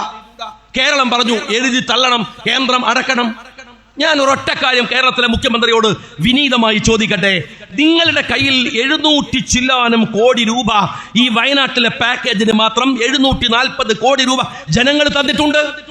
ജനങ്ങൾ തന്നതാണ്, മുഖ്യമന്ത്രിയുടെ ഫണ്ടൊന്നുമല്ല. നാട്ടുകാര് ഈ വയനാട് പാക്കേജിന് തന്ന പൈസയാണ്. ആ പൈസയിൽ നിന്ന് 37 കോടി രൂപ നിങ്ങൾക്ക് ബാങ്കിൽ അടക്കാം. അതല്ലാത്തപ്പോഴുണ്ടാകുന്ന പ്രശ്നം എന്താണെന്നറിയോ? എഴുതി തള്ളിയാൽ ഈ പാവങ്ങളുടെ സിവിൽ സ്കോറിന് അത് ബാധിക്കും. നിങ്ങൾക്കറിയാം, എഴുതി തള്ളിയാൽ നാളെ അവന് പച്ച പിടിച്ചൊന്ന് വരുമ്പോ അവന്റെ മകനൊരു വിദ്യാഭ്യാസ ലോൺ എടുക്കണമെങ്കിൽ, അവന്റെ മകളെ കെട്ടിക്കാൻ ഒരു 10 റുപ്യ ലോൺ എടുക്കണമെങ്കിൽ അവന്റെ സിവിൽ സ്കോർ പരിശോധിച്ചാൽ കിട്ടില്ല. എഴുതി തള്ളലല്ല പരിഹാരം, മറിച്ച് ഗവൺമെന്റ് ഇവർക്ക് വേണ്ടി പിരിച്ച പണത്തിൽ നിന്ന് 37 കോടി രൂപ അടക്കുക എന്ന് പറയുന്ന മര്യാദയാണ് അവര് കാണിക്കേണ്ടത്. കേന്ദ്രം പറഞ്ഞ പോലെ, ഹൈക്കോടതിയിൽ പറഞ്ഞ പോലെ ബാങ്കിനെ പ്രഷർ ചെയ്യണ്ട. ജനങ്ങൾ തന്ന പൈസയിൽ നിന്ന് ആ 37 കോടി രൂപ അടച്ച് വയനാട്ടിലെ ജനങ്ങളോട് നീതി കാണിക്കാൻ നിങ്ങൾക്ക് സാധിക്കുമോ? നിങ്ങൾ ചെയ്യില്ല. ഞാൻ എന്റെ പ്രിയപ്പെട്ട സഹോദരന്മാരോട് പറയുന്നത്, രാഷ്ട്രീയം ഒരു കെട്ട കാലത്ത് നമ്മളിങ്ങനെ പോയിക്കൊണ്ടിരിക്കുകയാണ്. എല്ലാവരോടും ഞാൻ പറയും, ഓരോരുത്തർക്കും അവരുടെ ഉത്തരവാദിത്തങ്ങൾ നിർവഹിക്കേണ്ടുന്ന സമയമാണിത്. അത് നിർവഹിക്കാൻ കഴിയണം. വെറുതെ കുറെ പ്രമേയങ്ങളും പ്രതിജ്ഞകളും പരിപാടികളും എടുത്ത് നടക്കല്ല. അവനവന്റെ ജീവിതം, ഈ നാട്ടിലെ ഒരു സഹജീവനമുണ്ട്, തൊട്ടടുത്ത നാട്ടിലൊരു സഹജീവനമുണ്ട്, നമ്മളൊക്കെ ജീവിക്കുന്ന ഒരു ചുറ്റുപാടുണ്ട്. മലപ്പുറം കാലങ്ങളായി സൂക്ഷിക്കുന്ന നന്മയുടെയും സൗഹൃദത്തിന്റെയും ഒരു രാഷ്ട്രീയമുണ്ട്. നിങ്ങളുടെ ജീവിതത്തെ പ്രദേശങ്ങളിൽ, ചുറ്റുപാടുകളിൽ, നിങ്ങളുടെ അയൽപക്കങ്ങളിൽ പോലും വലിയ സൂക്ഷ്മതയോടെ വെറുപ്പുകൾ ഇങ്ങനെ മാർക്കറ്റിൽ ഇറക്കിക്കൊണ്ടിരിക്കുമ്പോൾ കൂടുതൽ സൗഹൃദത്തോടെ ഒരു സുതാര്യമായി ലീഗ് നിങ്ങളെ പഠിപ്പിച്ച സുതാര്യതയോടെ ജീവിക്കാൻ ശ്രമിക്കുക. മറ്റൊന്ന്, കോംപ്രമൈസ് ചെയ്യാതെ അനീതിയോട് പൊരുതാനുള്ള താക്കത്തുണ്ടാവുക. പഞ്ചായത്ത് മെമ്പറായാൽ, MLA ആയാൽ, നിങ്ങൾ MP ആയാൽ, രാജ്യത്തിലെ ബ്ലോക്ക് മെമ്പർ ആയാൽ, ജില്ലാ പഞ്ചായത്ത് മെമ്പർ ആയാൽ, നിങ്ങൾ ഇരിക്കുന്ന സ്ഥാനം ഏതായാലും, ഒരു പൗരനായാൽ ഈ അനീതികളോട് കോംപ്രമൈസ് ചെയ്യാതെയാണ് രാഷ്ട്രീയ ജീവിതവും നിങ്ങളുടെ ജീവിതത്തെയും ചിട്ടപ്പെടുത്താൻ നിങ്ങൾക്ക് കഴിയേണ്ടത്. അതിന് കഴിയണം. ഞാൻ നിങ്ങളുടെ മുമ്പിൽ പറയാം, ഞാനൊരു മുസ്ലിം ലീഗിന്റെ പ്രവർത്തകൻ എന്ന നിലക്ക് പാർട്ടി ഏൽപ്പിച്ച ഉത്തരവാദിത്തമായിരുന്നു 10 വർഷക്കാലം ഒരു MLA ആയിട്ട്. എനിക്കിപ്പോഴും അഭിമാനത്തോടെ പറയാൻ കഴിയും, 2020 നിയമസഭയിൽ ഞാൻ മുഖ്യമന്ത്രിയുടെ മകളുടെയും വിഷയം വന്നപ്പോ ഞാൻ നിയമസഭയിൽ പറയുന്നത്, മുഖ്യമന്ത്രി, അങ്ങയുടെ മകൾ ഈ കേസിലെ പ്രതിയാണ്. ഞാൻ പറഞ്ഞത് 2018 ഊരാലുങ്കലിൽ ഒരു റെയ്ഡ് നടന്നു, ED റെയ്ഡ്. ആ റെയ്ഡ്, ഊരാലുങ്കലിലല്ല, കർത്തയുടെ ഓഫീസിൽ റെയ്ഡ് നടന്നു. അതിൽ 2 പ്രതികളെയാണ് ചേർത്തത്. ഒന്ന്, മുഖ്യമന്ത്രിയുടെ മകൾ പിണറായിയുടെ വീണ എന്ന മകൾ, പിണറായി വിജയന്റെ മകൾ വീണ. 2, പിണറായി അടക്കമുള്ള കേരളത്തിലെ ഇടതുപക്ഷക്കാരന്റെ ബിനാമി സ്ഥാപനം എന്ന് പറയാവുന്ന ഊരാലുങ്കൽ. ഞാൻ 2020 മുഖ്യമന്ത്രിയോട് പറഞ്ഞു, ഇവർ പ്രതികളാണ്. എന്റെ പേര് കുറെ കേസൊക്കെ എടുക്കും. പക്ഷേ 2025 SFIO പ്രതി ചേർക്കുന്നത് ആ വീണയെ തന്നെയാണ്. ഞാൻ നിങ്ങളോട് പറയട്ടെ, നമ്മൾ പൊതുപ്രവർത്തന രംഗത്ത് നമ്മൾ നിർവഹിക്കുന്ന, നമ്മൾ പറയുന്ന ഉത്തരവാദിത്തം എന്തുകൊണ്ടാണ്? ഇപ്പൊ ഉമ്മൻചാണ്ടിയെ നിങ്ങൾ ആലോചിച്ച് നോക്ക്. ഉമ്മൻചാണ്ടിക്കെതിരെ പിണറായി വിജയൻ നടത്തിയ സ്റ്റേറ്റ്മെന്റുകൾ ഒരു റഫറൻസ് ആണ്. ആർക്ക്? അദ്ദേഹത്തിന് തന്നെ. പിണറായി വിജയൻ അദ്ദേഹം ഇപ്പോൾ എന്ത് ചെയ്യണം എന്നറിയണമെങ്കിൽ അദ്ദേഹം തന്നെ നടത്തിയ അന്നത്തെ സ്റ്റേറ്റ്മെന്റുകൾ യൂട്യൂബിൽ നിന്ന് ഒന്ന് ഡൗൺലോഡ് ചെയ്ത് കേട്ടാൽ മതി. അപ്പൊ മനസ്സിലാവും ഒരു മുഖ്യമന്ത്രി എങ്ങനെ ആവണം, എന്താ ചെയ്യേണ്ടത്, ആരോപണം വന്നാൽ എന്താ ചെയ്യേണ്ടത്. നിങ്ങൾ തന്നെ പറഞ്ഞു കൊടുത്തിട്ടുണ്ട് പിണറായി വിജയ. അത് കേട്ടാ മതി. ഞാൻ ചോദിക്കുന്നത്, കോടിയേരിയുടെ മകൻ ബിനീഷ് കോടിയേരിയുടെ പേരിൽ ആരോപണം വന്നു, കോടിയേരി രാജിവെച്ചു. അങ്ങനെ പറഞ്ഞാൽ അപ്പൊ മുഖ്യമന്ത്രി രാജിവെക്കേണ്ടെന്നാണ്. ഞാൻ ഒരിക്കലും മുഖ്യമന്ത്രി രാജിവെക്കണം എന്ന് പറയില്ല. എന്താ കാര്യം എന്നറിയോ? എങ്ങാനും ഇയാൾ രാജിവെച്ചാൽ അപ്പൊ തന്നെ സോഷ്യൽ മീഡിയയിൽ സഖാക്കൾ വരും, പിണറായി ഡി എന്ന് പറഞ്ഞിട്ട് വരും, കണ്ടില്ലേ ഇയാൾ. അങ്ങനെ ഒരു കള്ളൻ രക്ഷപ്പെട്ടു പോകാൻ പാടില്ല. നിങ്ങൾ രാജിവെക്കരുത്. ഉടുത്ത് നാറിയിട്ട് മനുഷ്യൻ നിങ്ങളെ കേരളത്തിന്റെ മണ്ണിൽ വെറുക്കുന്നത് വരെ നിങ്ങൾ ആ മുഖ്യമന്ത്രിയുടെ കസേരയിൽ ഇരിക്കണമെന്നാണ് പിണറായി വിജയനോട് എനിക്ക് പറയാനുള്ള ആഗ്രഹം. നിങ്ങൾ രാജിവെച്ചൊന്നും പോകരുത്. അത് കാണാനും അതാവാനുള്ള ആയുസ് പിണറായിക്കും, കാണാനുള്ള ആയുസ് പടച്ചോനെ എനിക്കും തരണമെന്നാണ് എനിക്ക് പ്രാർത്ഥിക്കാനുള്ളത്. കാരണം ഒരു സുഖം നമുക്കുമാണല്ല, ഒരുപാട് അനുഭവിച്ചതാണല്ലോ. അപ്പൊ ആ സുഖം നമുക്കുമാണ്. ഒരു കാഴ്ച സുഖം കാണുന്നുണ്ട്. അറിയോ പിണറായി വിജയ, മകളെ SFIO ചോദ്യം ചെയ്യാൻ വിളിക്കണു, ED കേസിൽ കക്ഷിയാവുന്നു. നിങ്ങൾക്ക് എന്നോട് ദേഷ്യം ഉണ്ടായതിൽ നിങ്ങൾക്ക് കുഴപ്പമൊന്നുമില്ല. എൻ്റെ നാവത്ര ശരിയൊന്നുമല്ല. ഞങ്ങൾ അങ്ങനെ പറയുമ്പോൾ കുറച്ചൊക്കെ നിങ്ങൾ തിരിച്ചും ചെയ്യണം. അല്ലെങ്കിൽ പിന്നെന്താണ്, നിങ്ങൾ ചെയ്തു. പക്ഷെ എൻ്റെ ഭാര്യ നിരപരാധിയല്ല. എൻ്റെ ചെറിയ മക്കൾ സ്കൂളിൽ പഠിക്കുന്ന കുട്ടികൾ, അവരെ നിങ്ങൾ അപമാനിക്കാൻ ശ്രമിച്ചില്ല. ഏതെല്ലാം വിധത്തിൽ, എൻ്റെ സുഹൃത്തുക്കളെ അടക്കം ഏതെല്ലാം വിധത്തിൽ. അനുഭവിക്കുന്നുണ്ട് പിണറായി വിജയൻ. ഇന്നലെ പത്രക്കാരൻ മെഞ്ഞാന്ന് ചോദിച്ചു, മകളുടെ കേസിനെ കുറിച്ച് ചോദിച്ചപ്പോൾ ഒരു സിമ്പതിക്കൽ അപ്രോച്ചാണ്. അദ്ദേഹം പറയും, നിങ്ങൾക്ക് എന്റെ ചോര മതിയോ? പാവം, നിങ്ങൾ എന്റെ ചോര എടുക്കാൻ നിങ്ങൾക്ക് ഓർമ്മ ഉണ്ടെന്നാ? കുറെ പാവങ്ങളുടെ ബാക്കിൽ നടന്ന ഓർമ്മ ഉണ്ടെന്നാ ഈ പിണറായി വിജയന്? കട്ടുമുടിച്ചിട്ട് കൊണ്ടുപോയിട്ട് നിങ്ങൾ വെക്കുമ്പോ ഓർത്തോ?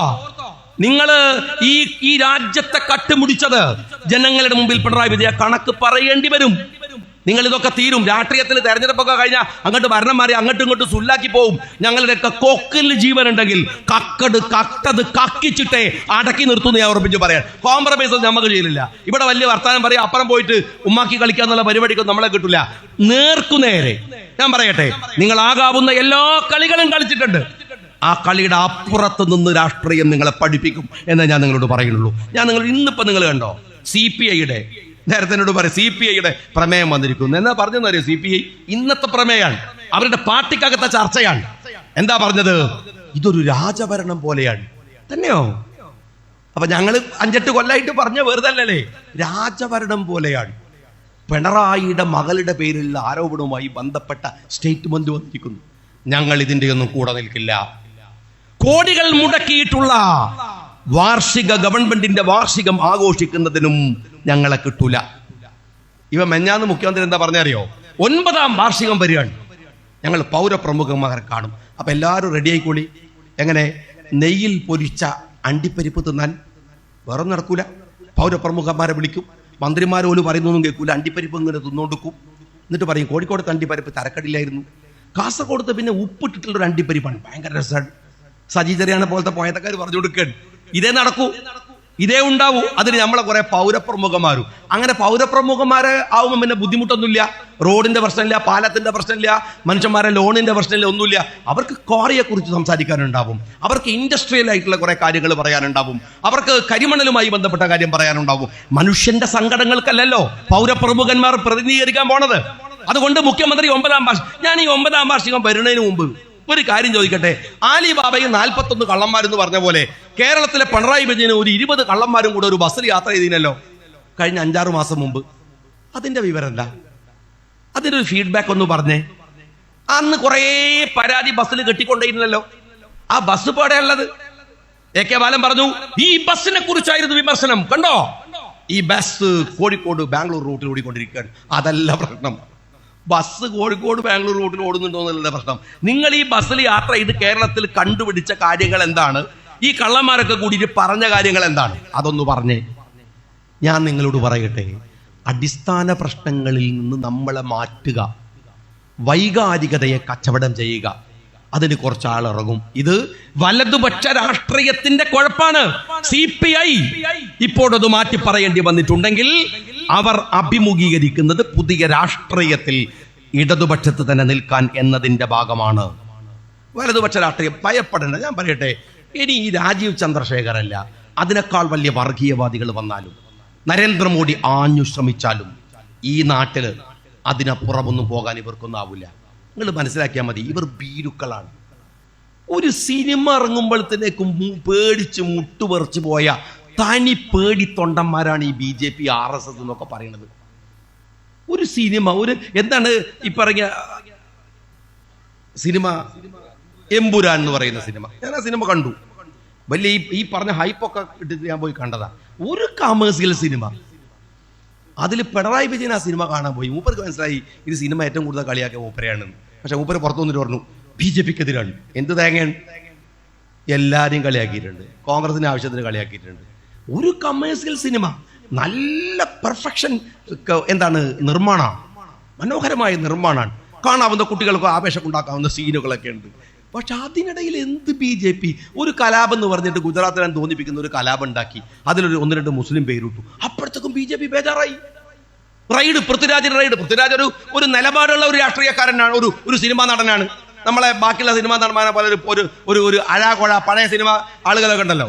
ഇപ്പൊ മോഹൻലാലും മമ്മൂട്ടിയൊക്കെ അടക്കമുള്ള സിനിമമാർ രാഷ്ട്രീയം പറയാതെ ഈ അധികാരി വർഗത്തിന്റെ ഊടുതാങ്ങി അടക്കുന്ന ആളുകളൊന്നുമല്ല. പുതിയ തലമുറയിലെ സിനിമാ പ്രവർത്തകന്മാരൊക്കെ അത്യാവശ്യം നല്ല നേരും നെറിയുള്ള നല്ല നട്ടലുള്ള ആളുകളുണ്ട്. അതിന്റെ മുമ്പിൽ നിൽക്കാവുന്ന ഒരുത്തൻ തന്നെയാണ് പൃഥ്വിരാജ്, അഭിപ്രായ വ്യത്യാസമൊന്നുമില്ല. പക്ഷേ ഈ സിനിമ ഒരു കമേഴ്സ്യൽ ഫിലിമാണ്, പക്കാ കമേഴ്സ്യൽ.